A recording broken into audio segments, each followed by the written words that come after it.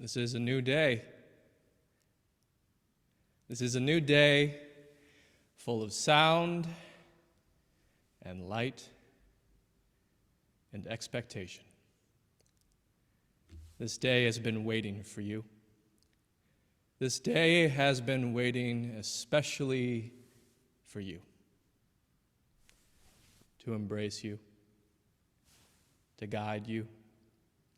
This day has been waiting with open arms just for you.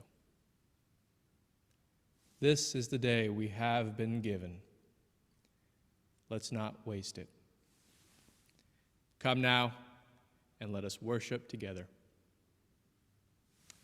Good morning, everyone. Good afternoon, good evening. My name is Reverend Joseph Boyd. It is my humble pleasure to introduce you into this beautiful sacred space, streaming live directly into 1105 Elm Street on the north side of one of the greatest cities in the world, Youngstown, Ohio. And it is absolutely breathtakingly gorgeous outside. Yesterday and today, a nice cool temperature came in. I wore a proper jacket yesterday for the first time, and it feels really, really good. Really, really nice to be here. And I just hope wherever you are, and I know we have people from all over the world, international friends, as well as people from all over the U.S., and I welcome you all into this beautiful sacred space, which we all create together.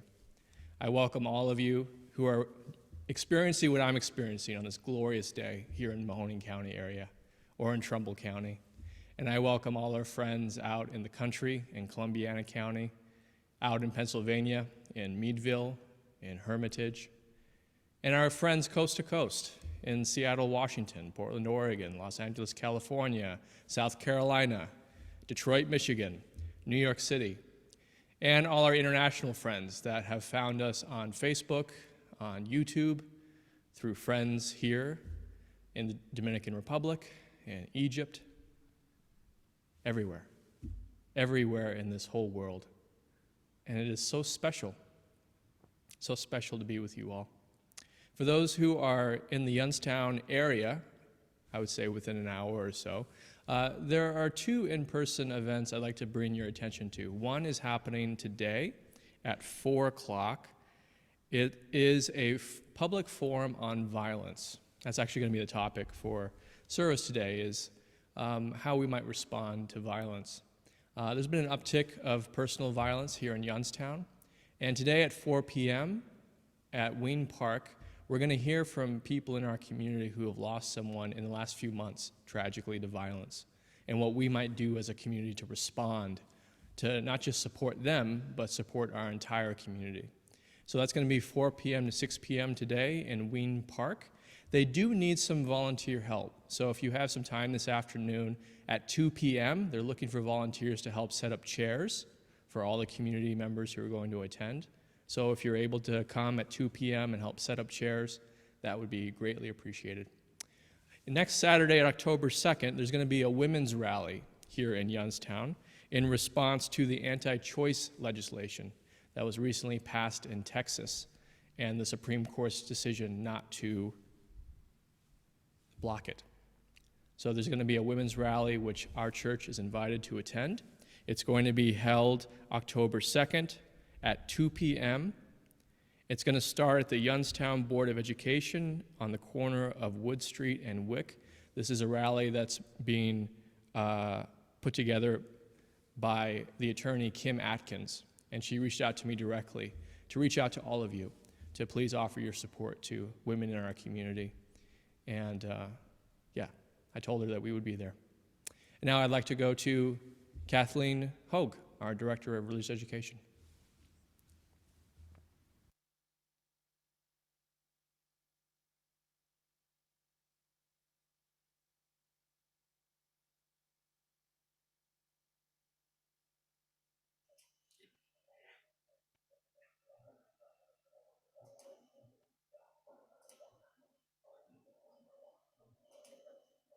Hi, everybody.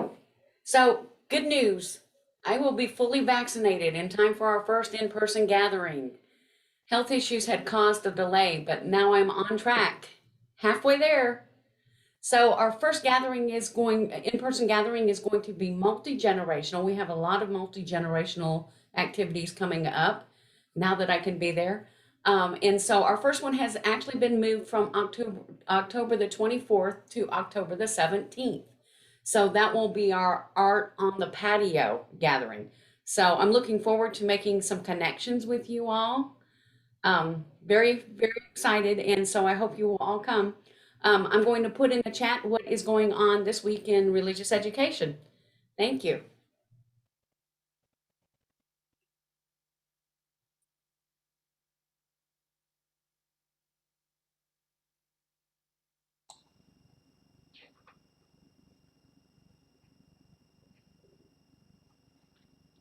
Am I up?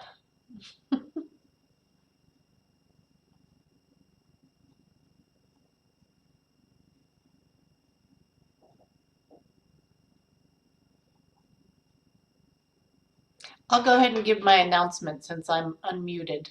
I'm Lisbeth White, and I am currently the board president, but also for the last 3 years, I've been the head of the Pledge Drive task force. And so I just wanted to give you a quick update on the Pledge Drive because it is that time of year where we start thinking about um, the the process by which we gain support from all of our friends and members to be able to exist.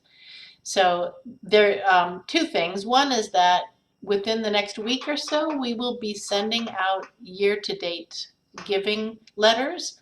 So you will get a letter that tells you how much you've contributed towards your pledge for 2021, and also any other giving to other, like Give Away the Plate and other things. So look for that in your email. For folks who do not have email, it will come as a physical letter, but please do take a look. It's going to be the only letter you get this year with an update. If you find discrepancies with your records, just please contact the office. You can also contact me. I'll put my email in the chat. Whoops. And the other thing is, we're going to be just a slight heads up. We're going to be changing up how we do the pledge drive rather than one huge effort to reach everybody and secure a pledge commitment by a certain date in October or November. We're going to be switching to something called year-round pledging, which everything will be the same in terms of we're going to be giving towards the church, on a yearly basis in terms of what our values are, but the date that your pledge will renew will be different. So we'll be all spread out over the course of the year. It'll make it much less onerous a job to set up and implement a pledge drive. So anyway, on your end, mostly I just wanted you to have a heads up. You don't really need to do anything at this point. But just so you know, it's on our minds and we're gathering together to start make this happen. So thank you.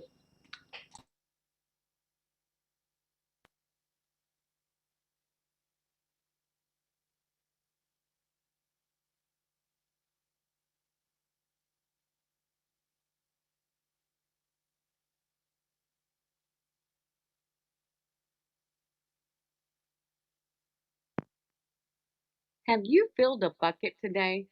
By Carol McLeod. All day long, everyone in the whole wide world walks around carrying an invisible bucket. You can't see it, but it's there.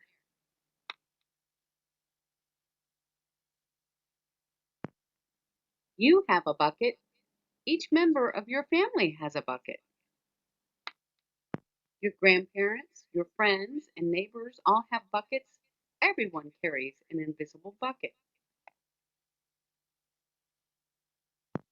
Your bucket has one purpose only. Its purpose is to hold your good thoughts and good feelings about yourself. You feel happy and good when your bucket is full, and you feel sad and lonely when your bucket is empty. Other people feel the same way too. They're happy when their buckets are full, and they're sad when their buckets are empty.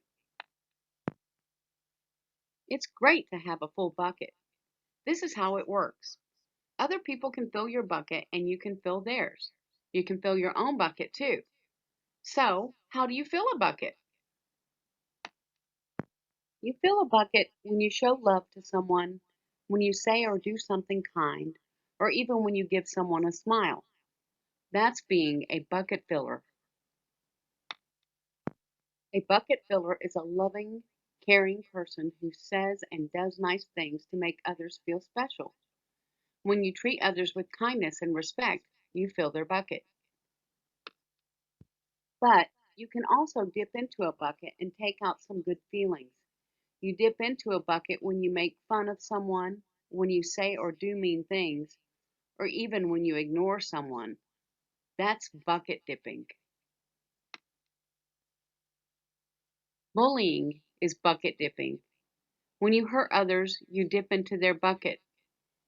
You will dip into your own bucket too. Many people who dip have an empty bucket. They may think they can fill their own bucket by dipping into someone else's, but that will never work. You never fill your own bucket when you dip into someone else's. But guess what? When you fill someone's bucket, you fill your own bucket too. You feel good when you help others feel good. All day long, we are either filling up or dipping into each other's buckets by what we say and what we do. Try to fill a bucket and see what happens. You love your mom and dad. Why not tell them you love them? You can even tell them why. Your caring words will fill their buckets with joy. Watch for smiles to light up their faces. You will feel like smiling too. A smile is a good clue that you have filled a bucket. If you practice, you'll become a great bucket filler. Just remember that everyone carries an invisible bucket and think of what you can say or do to fill it. Here are some ideas for you. You could smile and say hi to the bus driver. He has a bucket too. You could invite the new kid at school to play with you. You could write a thank you note to your teacher. You could tell your grandpa that you like spending time with him. There are many ways to fill a bucket. Bucket filling is fun and easy to do. It doesn't matter how young or old you are. It doesn't cost money. It doesn't take much time. And remember, when you fill someone else's bucket, you fill your own bucket too. When you are a bucket filler, you make your home, your school, and your neighborhood better places for all. Bucket filling makes everyone feel good. So, why not decide to be a bucket filler today and every day? Just start each day by saying to yourself, I'm going to do something to fill someone's bucket today. And at the end of each day, ask yourself, did I fill a bucket today? Yes, I did. That's the life of a bucket filler. And that's you. The end.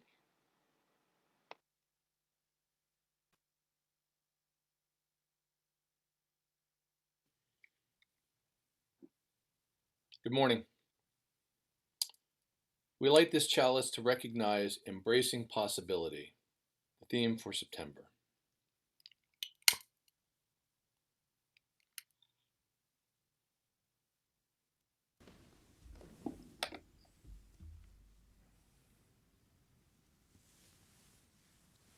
Please join me in reciting our covenant. Love is the spirit of this church, and service its law. This is our great covenant, to dwell together in peace, to seek the truth in love, and to help one another.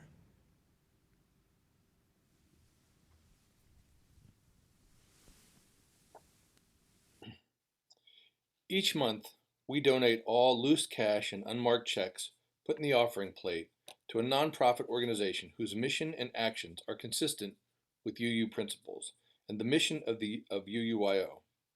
Our recipient for September is Lit Youngstown. Since 2016, Lit Youngstown's Fall Literary Festival has been a celebration of literary arts with creative readings, workshops, craft talks, and panels on writing, understanding, publishing, editing, and teaching literary works.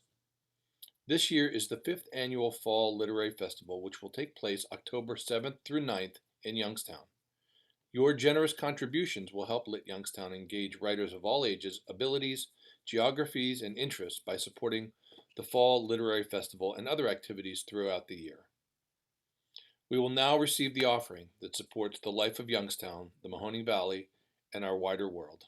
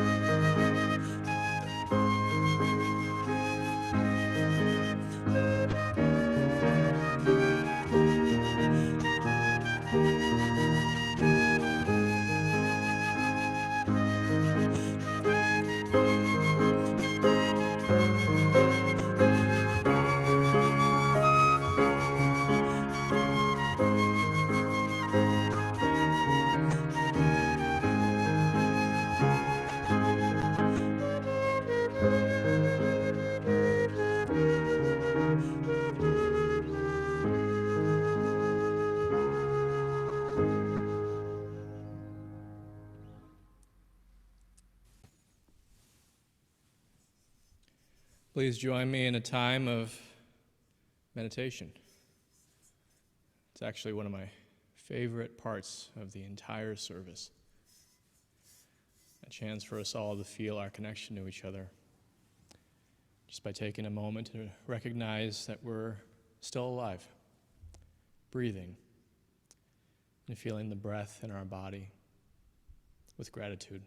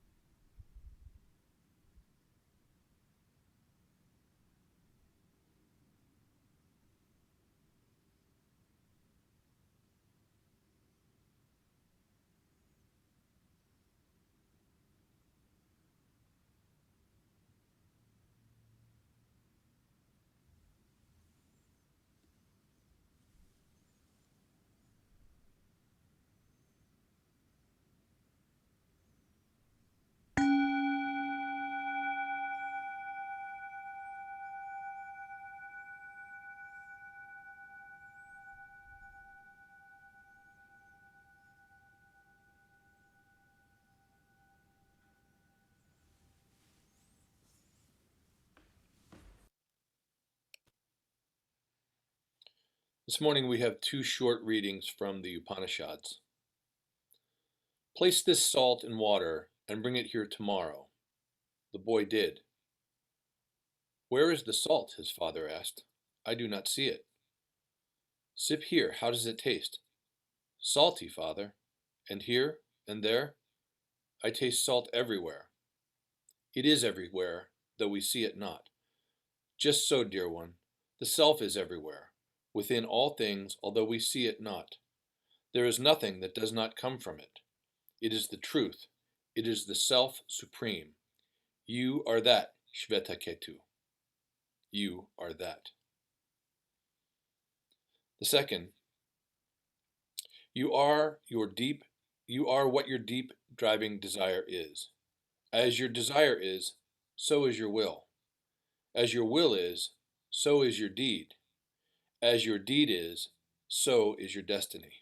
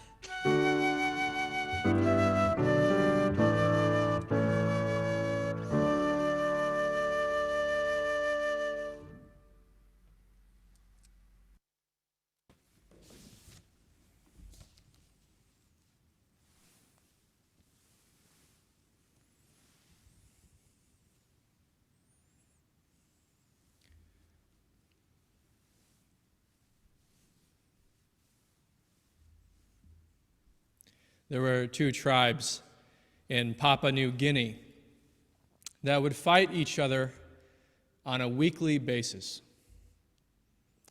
It was all planned out. On a specific day, at a specific time, at a specific place, they would engage each other in battle, weekly. And every week, often, a person got killed or seriously injured. White Christian missionaries discovered these tribes in Papua New Guinea,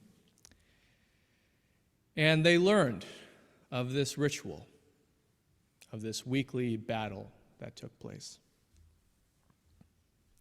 And they learned that often on these weekly battles, one person, sometimes even a few people, would die.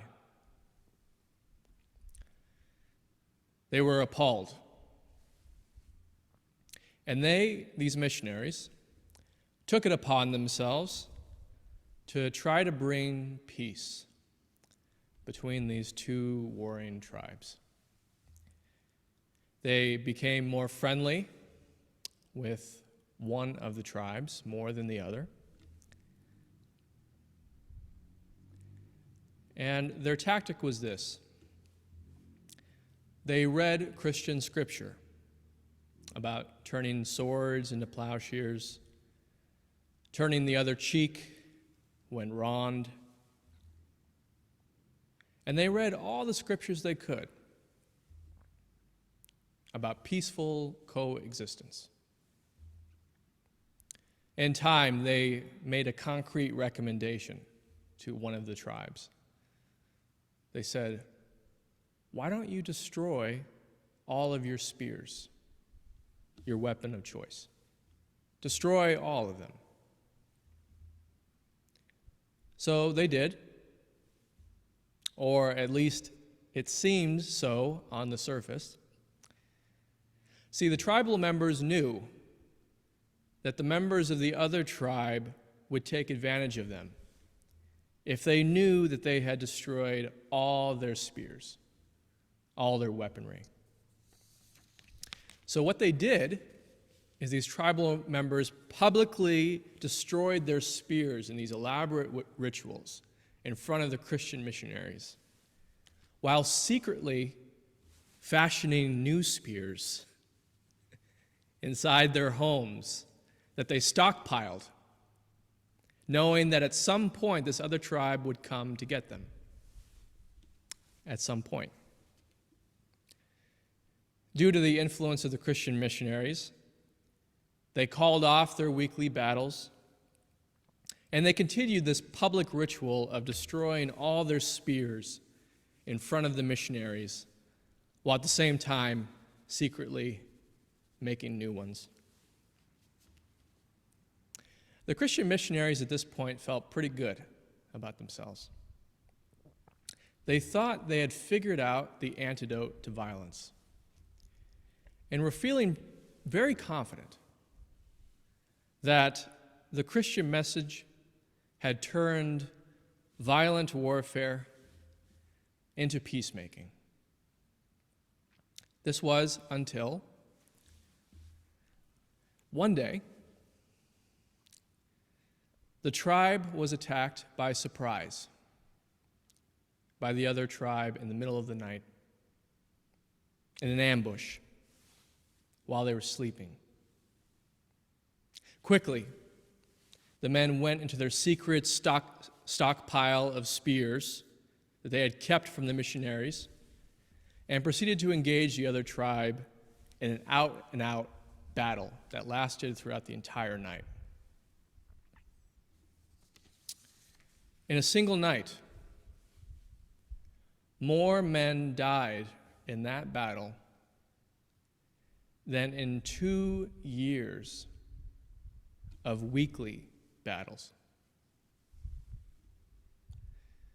In the morning, the Christian missionaries woke up and they saw all the carnage, all the men who had been killed the night before. It was not just one or two.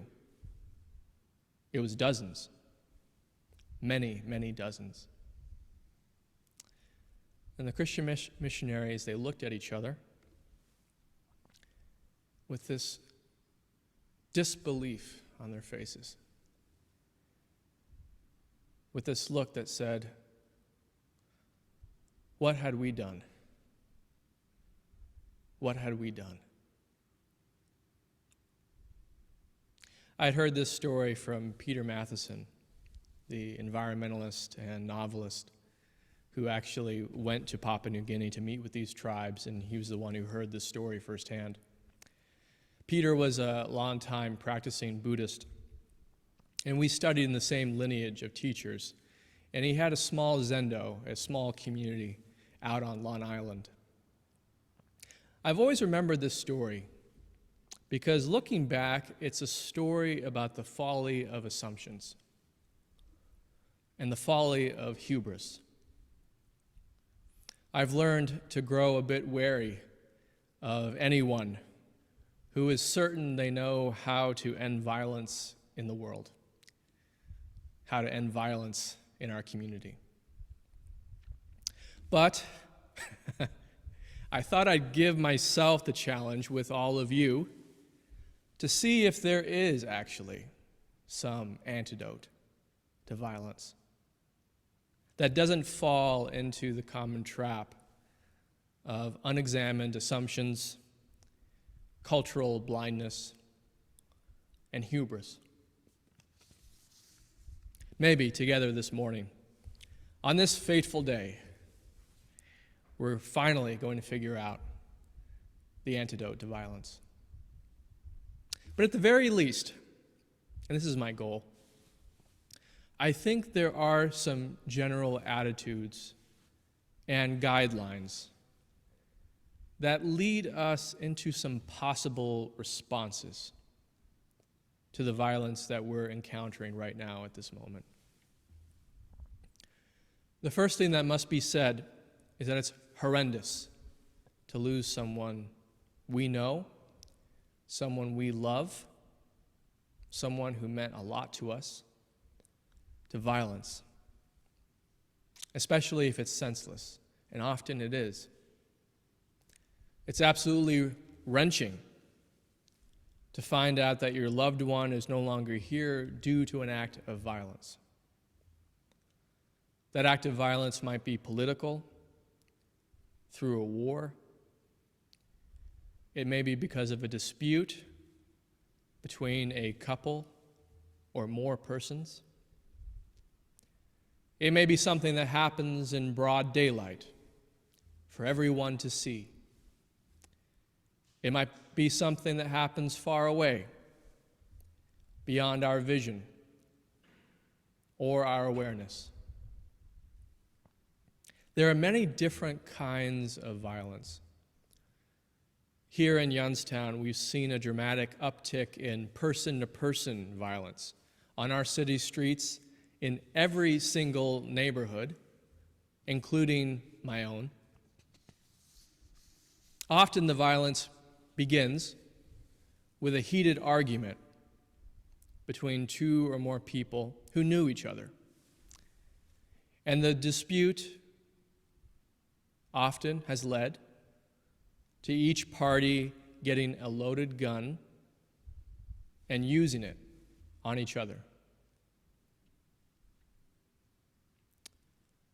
I've been studying the Upanishads with my Introduction to World Religions class at YSU, and we've been looking at some of the fundamental aspects of Hindu philosophy.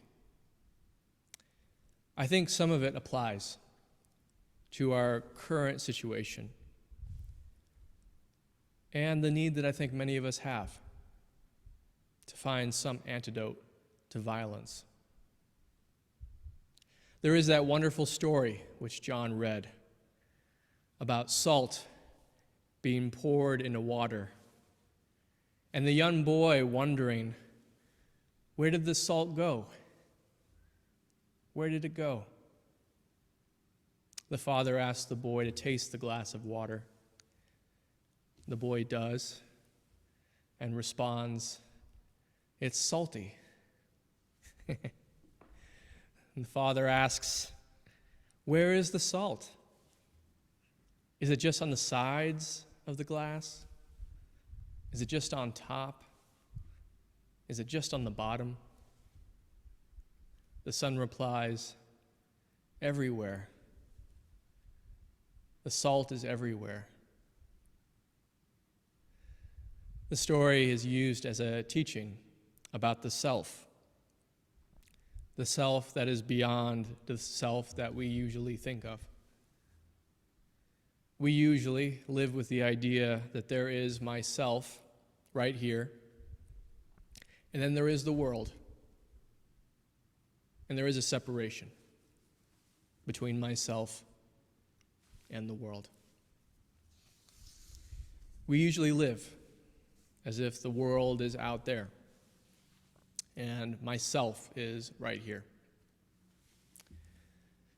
But in the story, the salt is everywhere. Even though we don't always see it, we don't always realize it.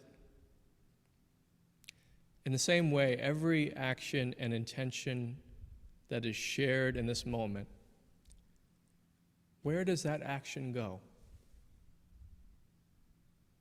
Does it just go into our selves? Does each action that we do just go and impact our family members? Does it just go into the city, the neighborhood that we live in? Where does it go? It goes everywhere.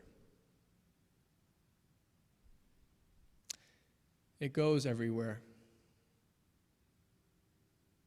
Every act of violence, every single act, What does it impact? Who does it impact? Everyone. Everyone, everywhere. But what about our intention to find some antidote to violence? Where does that intention go?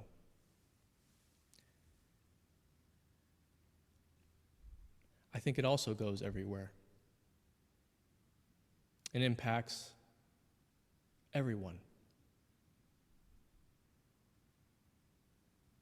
One of the Upanishads has this wonderful saying, "You are what your deep driving desire is. As your desire is, so is your will. As your will is, so is your deed. As your deed is, so is your destiny." And I would add that your destiny is not just your destiny.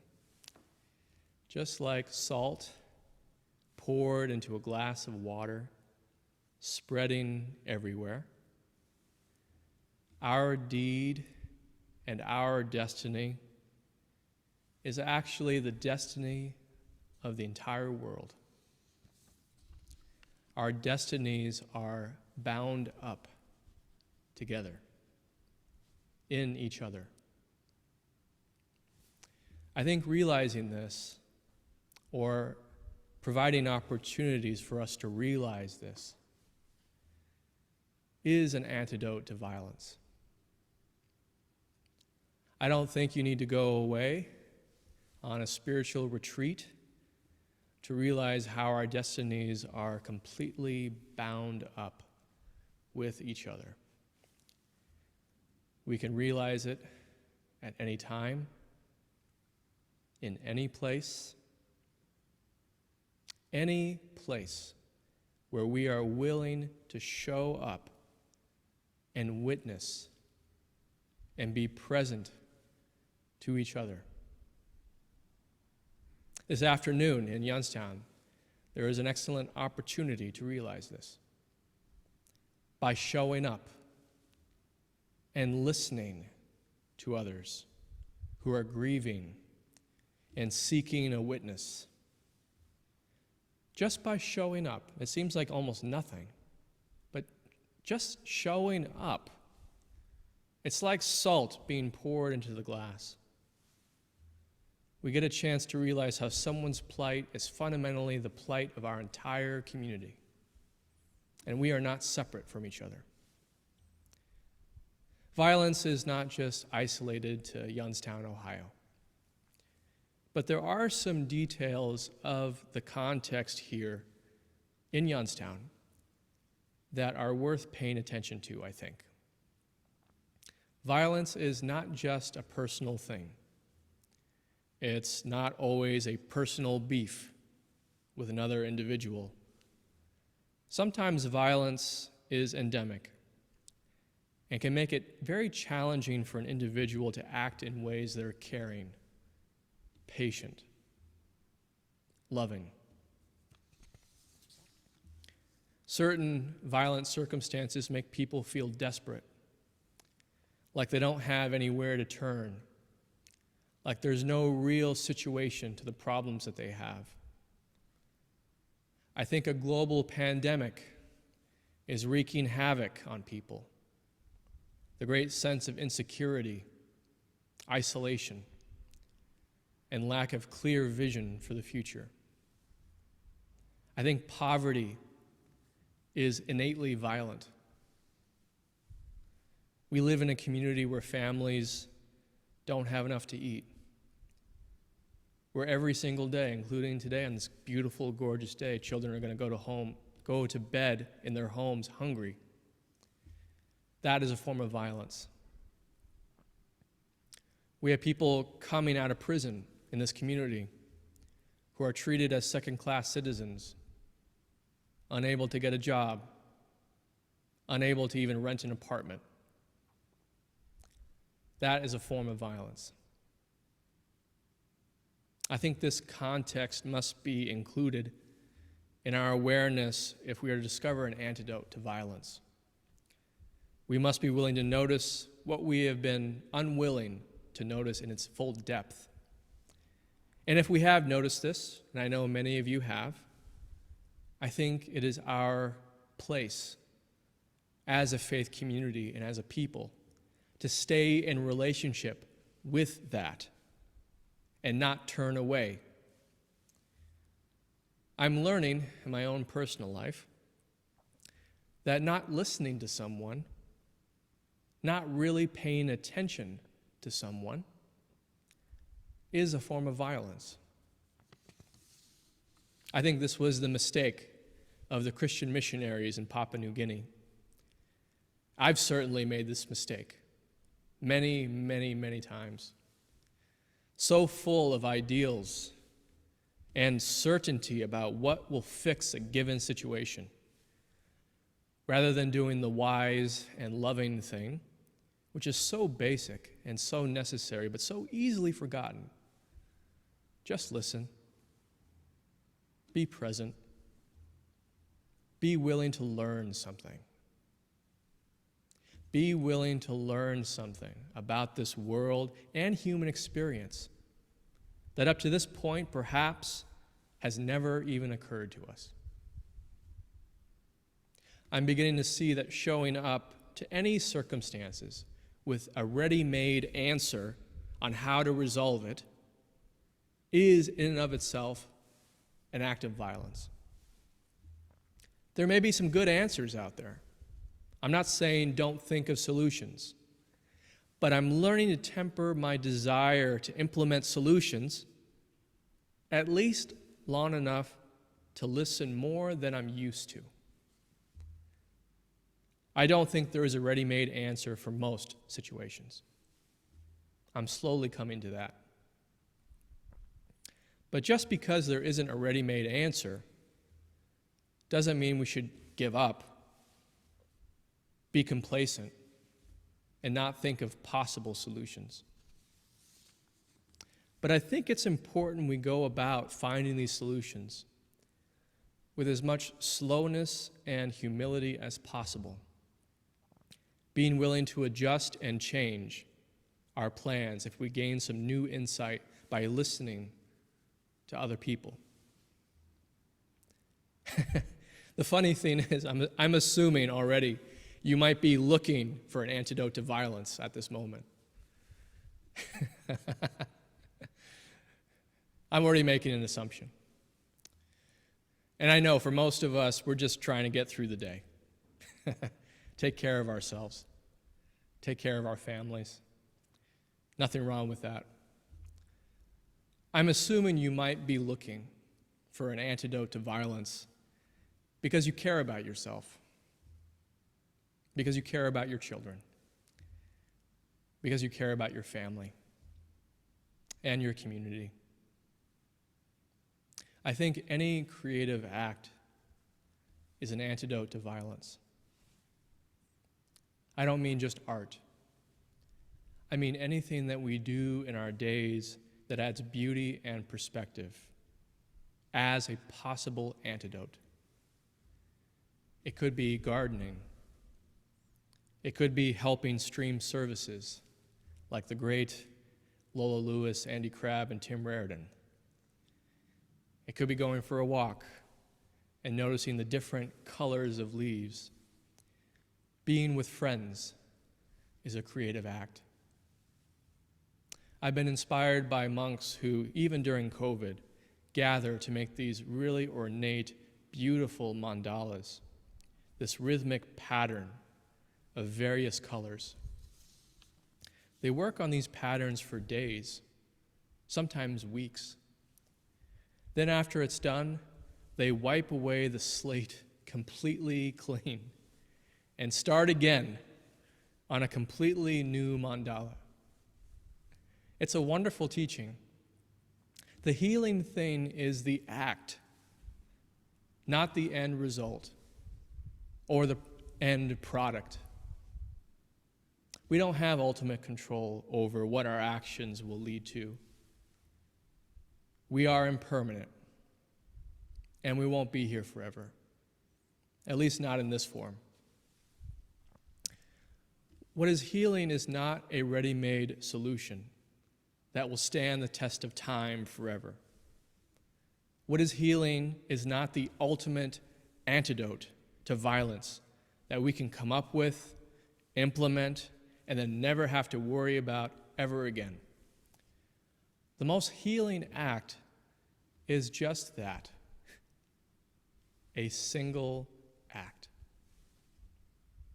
Impermanent, temporary, fleeting. Our minds are boggled by this, at least mine is. We might think it'll be better if we can do something permanent, maybe something that will outlast us. But no. The most healing act is just that, a single act, a single gesture of grace and forgiveness and reconciliation. A single gesture that maybe we think no one will notice, and we doubt will make any difference whatsoever. Like salt in a glass, we can wonder, where is it? Where is it? Where is that act? How is that act impacting the world? Did I leave any impact whatsoever? But it's there. We can trust that. Even if it's a single gesture, a single act in time, it's there. More and more, I'm beginning to come to this. A single act, a single gesture could be the fulfillment of our entire destiny. And not just my destiny, not just your destiny, our whole destiny as a people. So I offer you my attempt at answering what could be the antidote to violence. Listening, not making too many assumptions, understanding the context that violence is coming out of, and participating with full heart and mind in a single creative act or gesture that helps bring beauty and perspective. I don't think I've exhausted this subject in this Sunday morning. And I'm sure, actually, all of you have some brilliant responses that never would have ever occurred to me. And I look forward to hearing those during the talk back. Please pray with me. Spirit of love, we are so grateful to be alive on this beautiful autumn day. So grateful to be connected to this loving community, seeking justice and reconciliation. Please help us to be open to the vastness of our lives. Please help us to see and stay curious about the impact of even a single gesture, a single action. Please help us to befriend this time that we are in, this situation we are in as a country and as a world. Please help us to respond with kindness, seeing how we are kindred, family, bound and connected to each other always. Please help us never to lose that connection. And for those who are having a difficult time right now, we pray they may feel strengthened and encouraged. and know that they are not alone in their predicament. We pray that they may feel some sense of belonging. Or if they don't feel it, at least sense that that could be possible. All this we pray. Amen.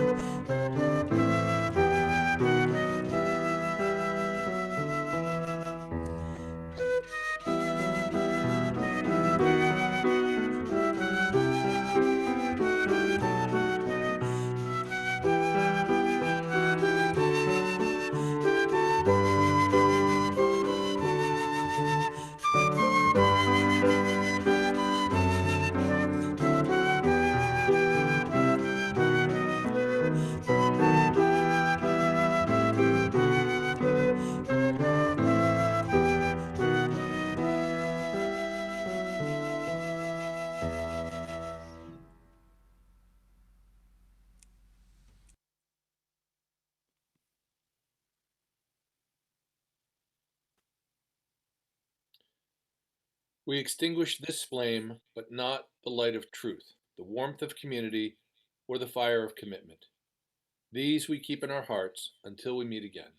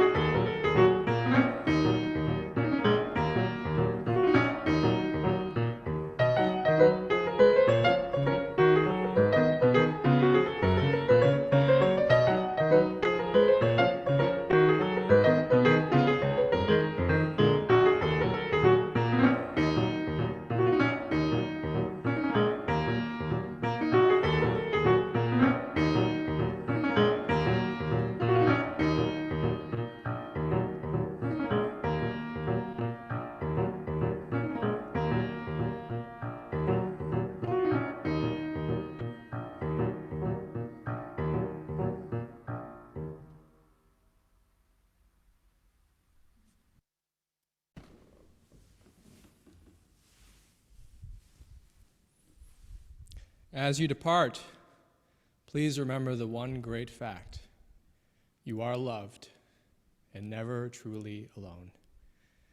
Now we're going to go into breakout sessions for 7 minutes and then come back as a larger group. What do you think is the antidote to violence?